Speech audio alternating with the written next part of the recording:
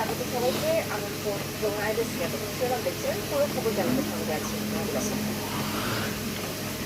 যুদ্ধবিরতি ভেঙে গাজায় ইসরায়েলের 3 দিনের লাগাতার হামলা চালিয়েছেন প্রায় 600 মানুষ, যাদের মধ্যে 200ই নিরীহ শিশু। আহতের সংখ্যা পৌঁছেছে হাজারের কাছাকাছি। শুরু হয়েছে পুরো দস্যু স্থল অভিযান। দক্ষিণাঞ্চলের রাফা সহ বেশ কয়েকটি স্থানে নতুন করে চলছে অভিযান। বাসিন্দাদের কোনো রকমের সতর্কবার্তা দেওয়া ছাড়াই আরও উত্তরে 2 লাখের দিকে অগ্রসর হচ্ছে আইডিএস সেনারা। অব্যাহত নির্বিচার তাণ্ডব। গাজার প্রায় সব হাসপাতালে এখন শিশুদের আর্তনাদ, তীব্র যন্ত্রণা আর চিৎকারে ভারী পরিবেশ। লাগাতার হামলায় প্রাণ গেছে 2 শতাধিক শিশু। ইসরায়েলি বর্বরতায় উপত্যকার বেশিরভাগ হাসপাতালই বন্ধ, বাকিগুলোই নেই পর্যাপ্ত ওষুধ। রোগীদের চাপে নির্ধারণের ঠাঁই মেলাও ভারী। তারা কি এই ছবি চায়? এটা ফিলিস্তিনিদের রাষ্ট্র।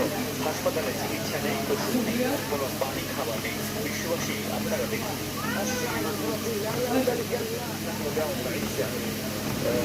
স্বাস্থ্য খাতের দশা, বিশেষত হাসপাতালে অনেক জায়গা দিতে পারছে না। তারা পর্যাপ্ত জ্বালানি ও পরিবহন নেই। এরই মধ্যে উপত্যকার দক্ষিণে স্থল অভিযান শুরু করেছে। বাসিন্দাদের সরে যাওয়ার পর নির্দেশনা ছাড়া বিচারে চালানো হচ্ছে তাণ্ডব। বাস্তবচ্যুত হয়ে ঘুরেছি। এতদিন তাঁবুতে থাকতাম, এখন আবার আগের অবস্থায় ফেরত গেলাম। এখানে কোনো থাকার জায়গা পাচ্ছি না। এভাবে ঘুরতে ঘুরতে আমরা ক্লান্ত, আর সহ্য করা যাচ্ছে না। স্কুল ছেড়ে নতুন কোথাও যেতেও পারছি না। রাতভর বোমা বর্ষণ চলে খান ইউনিস, গাজা সিটি বেরিয়াল পালার মতো। এখনো উপত্যকার গুরুত্বপূর্ণ নেতৃত্বারী করিডোরে নিয়ন্ত্রণ নেতানিয়াহুর হাতে, যার ফলে নিরাপদ আশ্রয় যেতে পারছেন না বাস্তুচ্যুত লাখো মানুষ। 19 জানুয়ারি যুদ্ধবিরতি কার্যকর হয় হামাস ইসরায়েলের মধ্যে।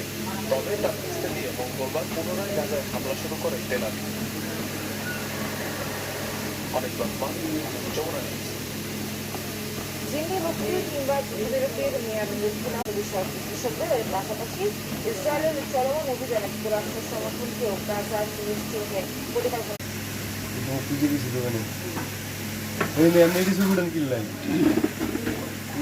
উপরে এগুলো মাঝখানে